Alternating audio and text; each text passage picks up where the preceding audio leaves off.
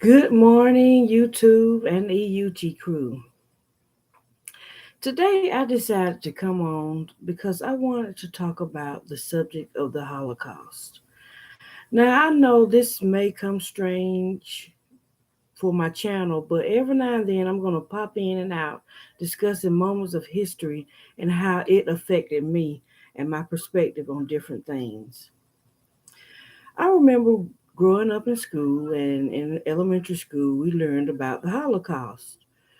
But they didn't go into great detail. I kind of had an idea of what happened. I remember that it was about Hitler and how he didn't like the Jews and how he wanted to eliminate anybody with blonde hair, blue eyes. That was basically, with that didn't have blonde hair and blue eyes. That was basically the gist of what I learned about the Holocaust. So I went through my whole life just thinking, okay, me as a black person and my history is um, built on slavery. You know, how we came from different continents, whether it be Africa, Haiti, whatever, brought to the United States to work as slaves. I grew up learning about the horrors of slavery, how we had a master. We wasn't counted for as human beings. We were sold off. Our families were separated. All of the things that entailed with slavery. But I didn't realize that. And I'm gonna go back. Every now and then, I would hear about how the American Indians were slaughtered and their land were taken from them and all that. Okay, I heard about that too. But this whole while, I'm thinking, well, us blacks, we had it bad. We I believe we had it the worst out of anybody, and we're pretty much the main race that went through something until one day I watched the movie called Schindler's List. Now, when I watched that movie, it fascinated me because it kind of um told you step by step what the Jews, the Poles, the Czechs, some of the Gypsies, different races in that area went through when Hitler became in power. You know, from what I hear, World War One was really hard on everybody. So people needed some hope to come to. Here comes Hitler giving them these promises, making them uplifted, like he was really on their side. When in actuality, he was behind a master plan to eliminate all the Jews. So from what I can tell, this kind of started happening in 1939, and Hitler and his crew came and bombed up everybody. You know, I want to say Poland, Germany, all them people. I could be wrong, but you'll get the moral of the story. So he went through these cities, just plundering through. He bombed all the Jewish businesses and just displaced these Jews. And then the ones that were in the countryside, he had them report to this the middle town to register themselves so they can get put in ghettos. Can you imagine you at your house one day and all of a sudden soldiers come in your house telling you you got to leave. You got to leave everything. You got to report to the square to register so you can be put in this ghetto. And then there was no discrimination. You could have been the mayor of the city, or you can be uh, just a teacher of the city. When you he counted, if you a Jew, that's all that counted. So they had to report to the ghetto of the city, you know, and so everybody was crunched in this area, awaiting either you go on work detail, or either you get killed. You get put in these carts, these railway carts, so you can be shipped to these concentration camps. And those concentration camps, Lord have mercy, what they do, the things that they said about those concentration camps. First of all, you got a 2 3 day trip on this train.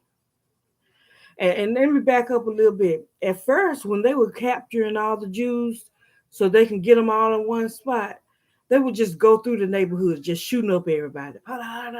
Shooting all day and night, shooting. Anybody they can find, they shot. And what they were doing is they were making these makeshift graves. They would dig these ditches and they'll line people up just to shoot them, just to shoot them. They would shoot. One testimony of that is they said those soldiers were shooting up so many people one day that some of the people still was alive when they fell into the ditch. Cause see, they would just go down and they line you up. Some people might be behind you too, lined up and just shoot, but they missed some people. So they said that next day they had shot so many people and buried so many people that the ground was still moving because it was some people still in there alive, and then the gases from the dead bodies had the ground moving. That's just how many people they were shooting that day. And then if the government told them they had to dig those bodies up and burn them all because they were beginning to affect the sanitation and how it was smelling and all that. So they just started. They decided they were going to cremate do all these people now. So they would put them on trains, and in the cold. Remember, this is the area of the world that's really cold. So you on this train for 2 or 3 days, standing up, no food, no water, people using the bathroom, all that kind of stuff in this train. Once you get to these concentration camps, one in particular, they say that was the worst one. It's called Auschwitz.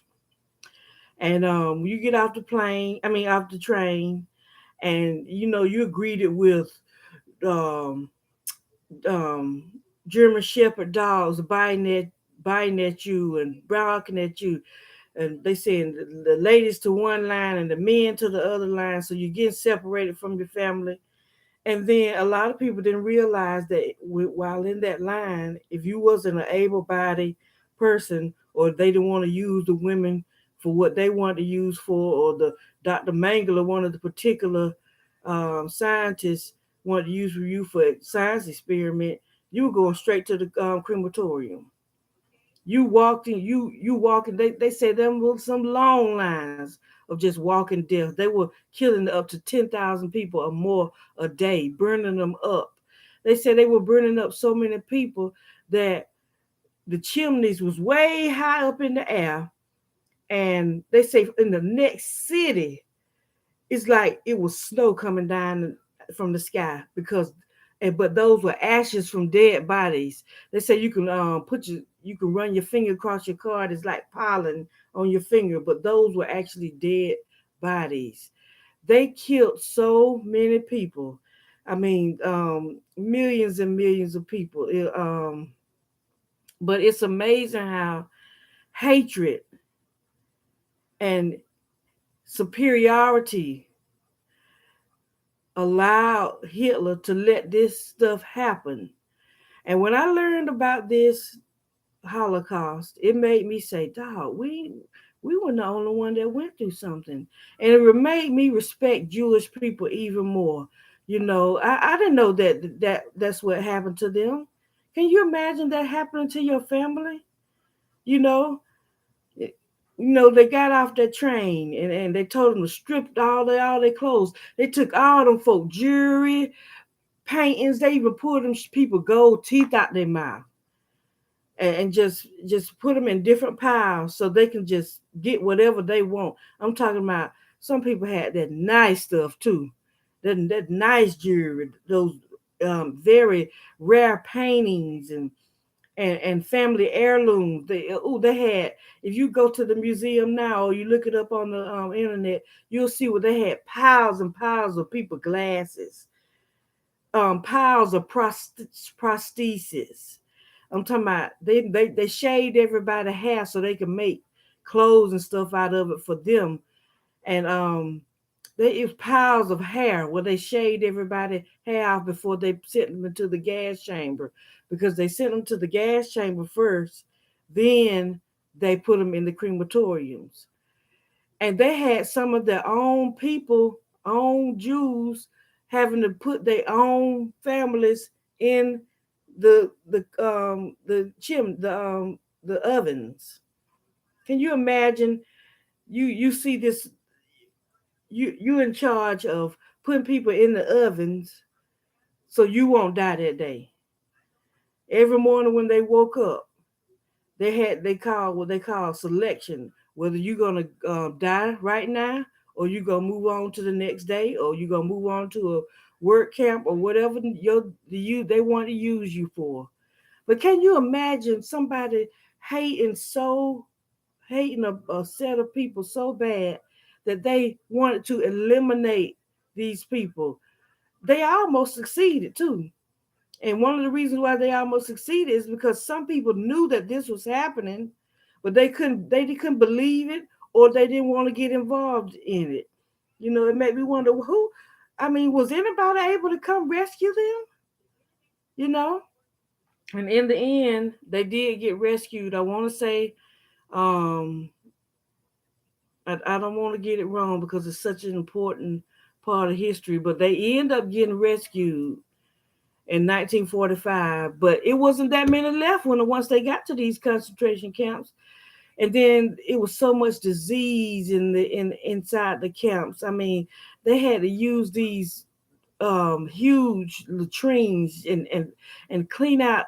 They had people in charge of cleaning out the mess from the latrines. Can you imagine being sick like that? You know, I mean, it just opened my eyes to what the Jewish community had to go through. I'm wondering what made them people were hated so much. And it made me more sensitive to other races and some of the stuff that they went through too. It made me know that we as blacks weren't the only ones who went through something. Because I mean, I can't imagine my generations getting eliminated like that. Just burnt up in chimneys like that.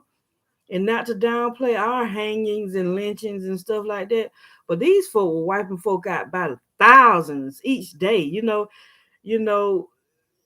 they went through it bad.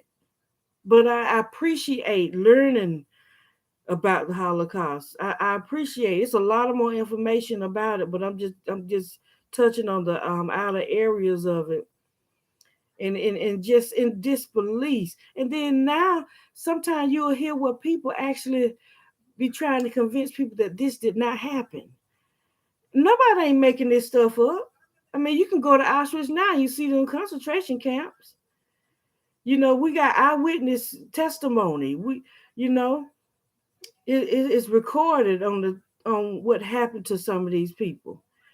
And the movie Schindler's List um, talked about one of the heroes of the era, Oscar Schindler, who saved a lot of the Jews. Anne Frank, she helped um, document on how some of the good people would hide the Jews in their attic so that they wouldn't get caught by the soldiers and killed. But me as a black person, I'm glad to learn more about what goes on in the world besides what happened to me or my family, or it's just all about me. It's people out there that have histories that are really worse than the ones that I went know about, and I want to be sensitive to their struggle too. And I want to take time out to investigate and learn about other people's stuff too. I'm not so caught up into my own world. Well, I ain't worried about what happened to nobody else. You know, I want to be that well-rounded, diverse African American. I don't want to know just one way of life. I want to know about a lot of stuff that go on, so that way I can have more information to share with my family and the people that want to hear it. I'm glad to be an open-minded person like that. Because I see so many people, especially in my community, they're wrapped up in one small town or one way of life. Um, Drugs or alcohol is the only thing they know. Some people don't even leave their own city. All that kind of stuff. We missing out on knowledge. And even some people gonna get an attitude because I'm talking like this now, but I just ain't got time to be stagnated. I want to learn. I want to grow, and I want to do that each day. So I just want to dedicate this particular live stream in memory of all the ones that were lost during the Holocaust. You are remembered. You are. Um, I'm going to talk about what happened to you. I'm not going to let people forget. Even though I'm not a Jew, I'm going to do my part to let people know what happened to a lot of you all. I'm going to be one of you all's advocate. I'm not going to let people forget what happened to you all. And I don't want, because they sometimes people act like they trying to forget about it, or like I say, it didn't happen, and I'm not going to let that happen on my watch. I know some of my own people be like, you need to mind your own business. You know what? I can do whatever I want to. You know, if some of y'all can praise the club, I can praise history. If some of y'all can praise putting each other down, I can lift somebody up. And that's gonna be one of my jobs. I'm not gonna let nobody forget about what happened to you all, because I wouldn't want nobody to forget about slavery. I wouldn't want nobody to forget about what happened to us. You know, part of the reasons why we do pit against each other, because back in the slave days, the slave masters, separated some of the fair skinned ones from the darker skinned ones, and then it made some of those feel like they were better than, and then the ones that was in the field, they had to work hard, and different little things like that that caused us to think that we're better than one another, and that's why a lot of us can't stick together too. But I'm gonna stick together the best I can with the ones that are open in my culture too. But this I would not forget. I remember what happened to you all in during the Holocaust. And I got a lot of more knowledge on the subject, but I'm gonna let anybody that wanna know about it, I'm gonna let them know what happened. So just know there's one more on you all's team that would not forget. So if you like what you heard today, subscribe, hit the notification bell, hit that like button, and I'll see you in the next video.